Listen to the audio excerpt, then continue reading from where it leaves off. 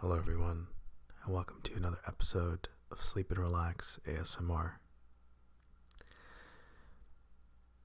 Today I'll be reviewing the live adaptation of Disney's Beauty and the Beast, which features Emma Watson as Belle and Dan Stevens as the Beast. This live action version is the latest in Disney's adaptation of their classic animated characters following Cinderella and The Jungle Book. Growing up, as I'm sure, just like many of you, I loved the animated version of a lot of Disney films, but I had a very special place in my heart for Beauty and the Beast. There was just something about it that I remember watching it as a kid and really, really enjoying it. So I've been pretty excited to see the live action version, and I finally had the chance to. And so I figured right after watching it, why not record my review of it? So first we'll start with the plot, because I have to, but then we'll get into the analysis. So let's start.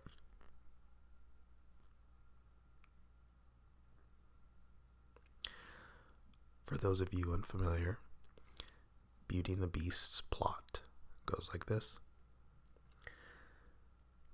A beautiful but arrogant prince and his castle servants fall under a spell from an enchantress who punishes the prince for being so vain and cold. And the only way to break the spell, or the curse, is if he learns to love and to be loved in return. The spell turns the once beautiful prince into a large, hideous beast, and the servants into various objects, including clocks, teacups, and more. Then we're introduced to an intelligent, headstrong village girl named Belle, who enters the castle after the beast imprisoned her father. And with the help of the enchanted servants of the castle, Belle helps the beast learn to love and to be loved.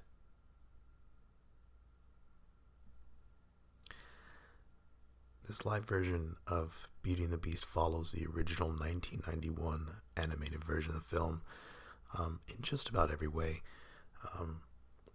All of the classic songs are in the film, and the story is the exact same.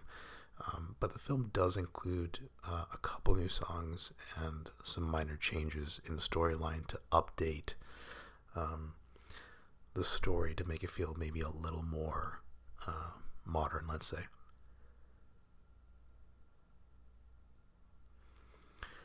I had a really good time watching the film. It's beautiful. It's a really beautiful, gorgeous looking film.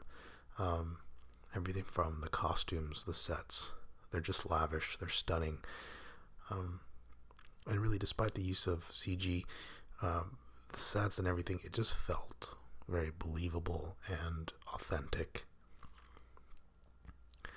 The castle, my word, does it look good? It looks vast and giant and frightening, and the town looks vibrant and cozy and warm and just full of life. And so the sets, the character costumes, absolutely gorgeous. And it made the film look absolutely gorgeous from start to finish. And of course, just like I mentioned, because the story is exactly the same, it's just fuzzy and warm and familiar. And it just makes you feel good while you're watching it.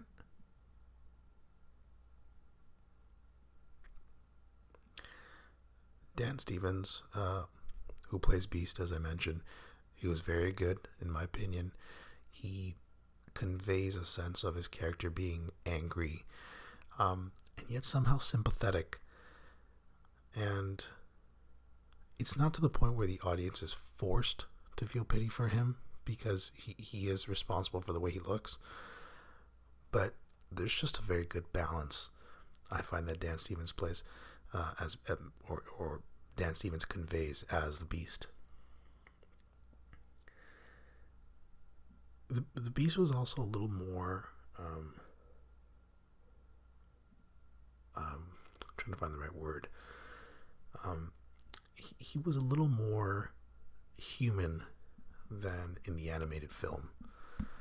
You know, in this film, he's very articulate. He's very, he basically retained his same qualities.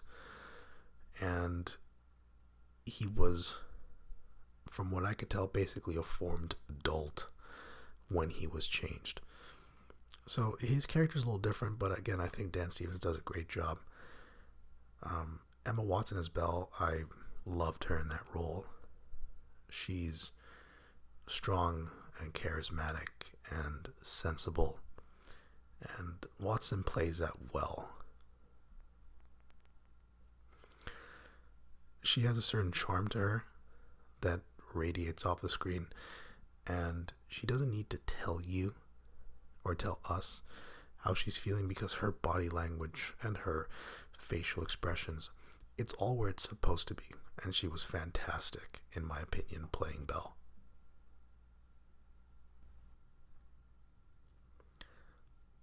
Luke Evans, he plays Gaston, who is the handsome macho man that lusts after Belle. I thought he was great. His over-the-top facial expressions, his movement, his absurd vanity and narcissism, it just oozes off the screen. And you can really sense what an egotistical prick his character is. He's funny without trying to be. He walks and talks the way Gaston walks and talks in the original animated film.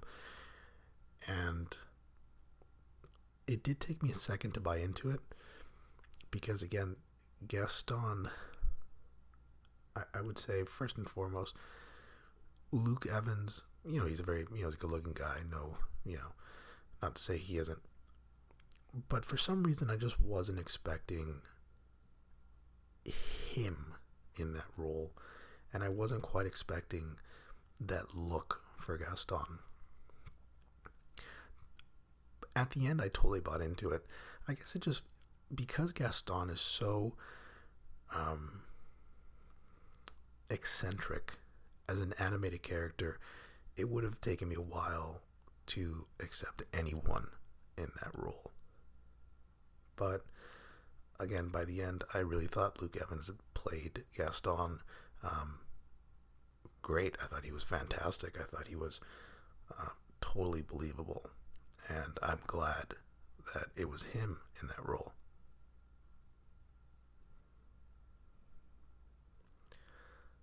With respect to the acting, I could say I liked it a lot, but I am torn on one character, and that is Lefou, who was played by Josh Gad.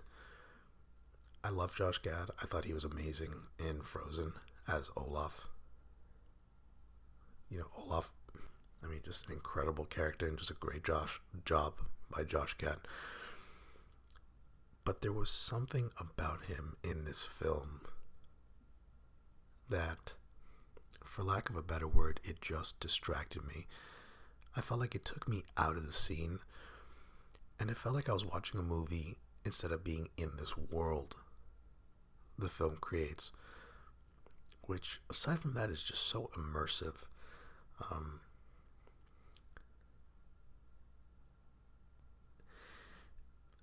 Gad, just like in all his other roles, he's lovable, he's dorky, he's just this funny man. And Lefou is a character that you think would be a match made in heaven for him, because Lefou, that's exactly what Lefou is. He is this dorky, he's the opposite of Gaston. I think Gad did a good job capturing the essence of Lefou. Again, a character, the exact opposite of Gaston, and sort of fits the role of Josh Gad, but he was just distracting for me personally.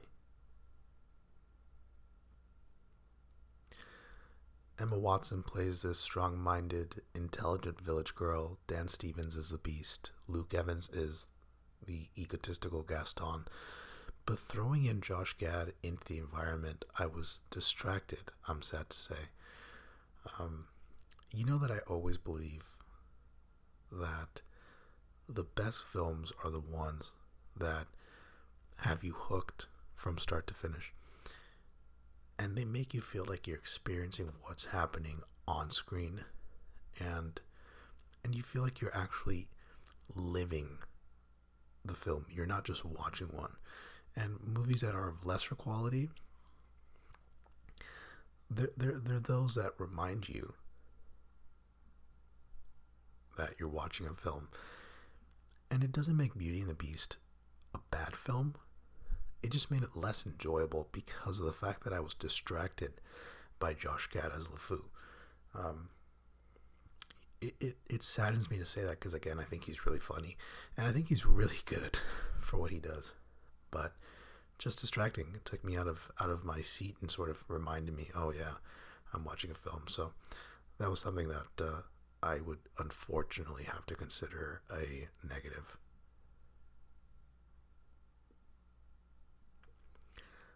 I'll tell you something else that I'm a little torn on. It was the singing and the musical skits in the film. I didn't dislike them, but I can't say I love them either. There was something about the singing of these classic songs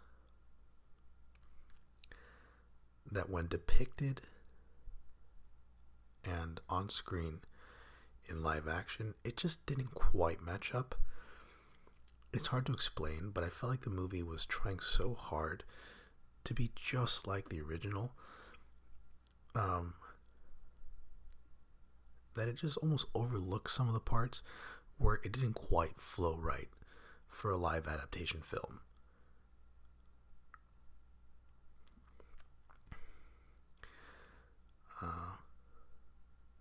Watson and Stevens and Evans, they all do a good enough job, but I wasn't as impressed with the singing behind the musical parts or the skits as much as I would have hoped. And it's interesting because the scenes themselves, they look wonderful, but the performances, again, by the singers, it just left a little bit to be desired.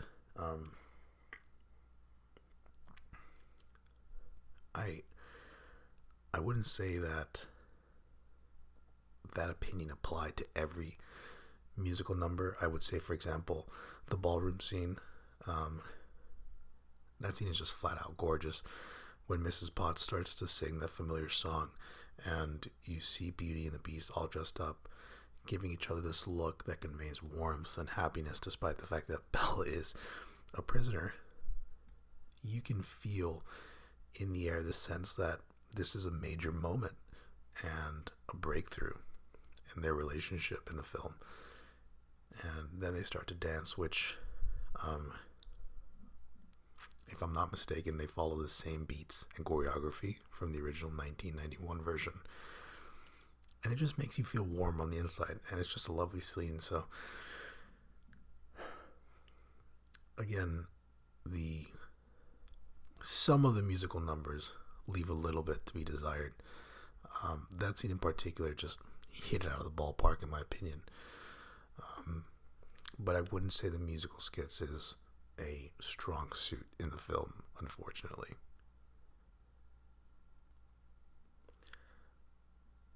The film is a slave to its original adaptation, which, again, aside from minor changes in character motivations, this is the exact same film as the original 1991 version.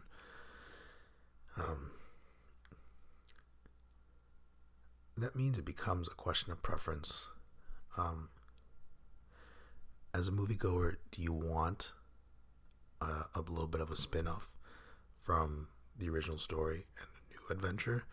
Or do you want to just see the same film from 1991, but just in a different adaptation and executed in a different format?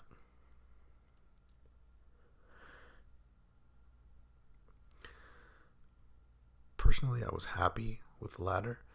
I was happy to see the same story that I watched as a child and really loved. But again, some people will maybe be disappointed. Maybe some people wanted a slightly different story, or one that wasn't basically a carbon copy. It depends on what you are expecting from the film, and it depends on what your preference would be in this case. If you want to see the same movie, just in a different format, in a live adaptation, this is it. If you were hoping for something a little different, then this film just does not offer that.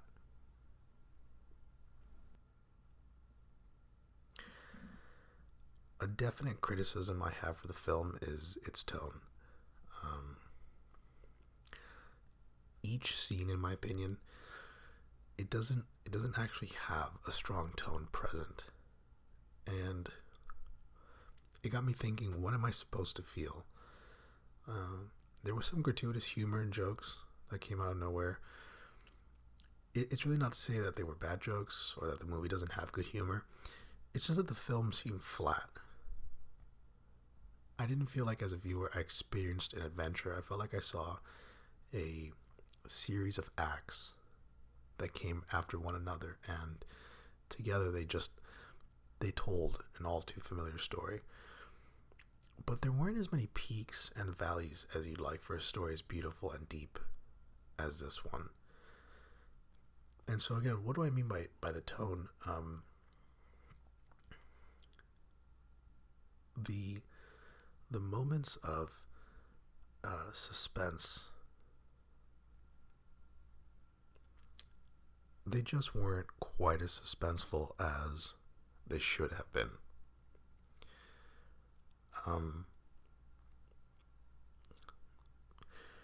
The moments of fear, the moments of joy, the moments of danger, the movie just seemed a little flat.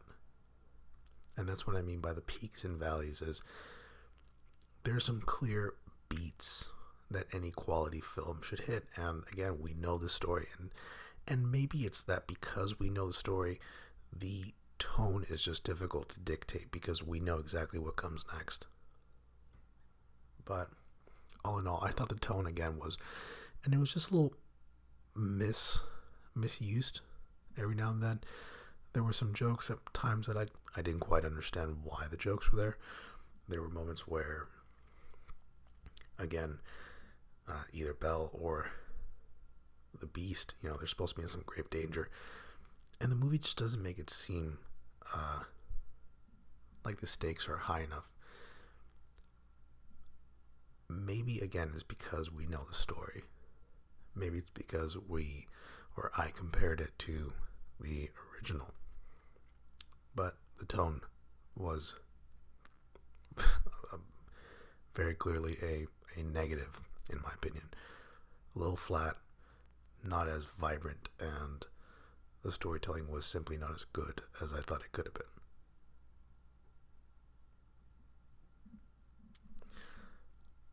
Overall, Beauty and the Beast is a hyper-accurate adaptation from the original film. It's the same story, just told with real people. The sets and costume designs made for the film are incredibly appealing aesthetically. The main actors were great, with the exception of one, who I thought was a little distracting. The musical renditions were overall good, but could have been a little better in my mind. I'd rate Beauty and the Beast a 4 out of 5, and I would definitely recommend any of you listening to give it a viewing if you haven't already. I'm curious to know what your thoughts were on the film. Did you like it? Did you love it? Did you hate it? Maybe you wanted something a little different. Either way, I'd love to hear your thoughts. You can get in touch with the show by sending an email to hello@sleepandrelaxasmr.com, and check out our website, sleepandrelaxasmr.com. Actually, before I get off, I always finish by telling you guys just to send me an email, and I never, give me your thoughts, give me whatever. I'm curious to know what films or series you'd like me to do next. And as a matter of fact, I would encourage you to sign up for our newsletter. through sleepandrelaxasmr.com, because I'm giving access to the newsletter subscribers. I'm giving them access to polls to basically vote on ideas and tell me what they want to listen to. So reach out with thoughts on the film review I just made for Beauty and the Beast. Give me ideas for other series. Give me ideas for other TV series and films you want me to do reviews for, and I will. Thanks again for listening, and as always, take care.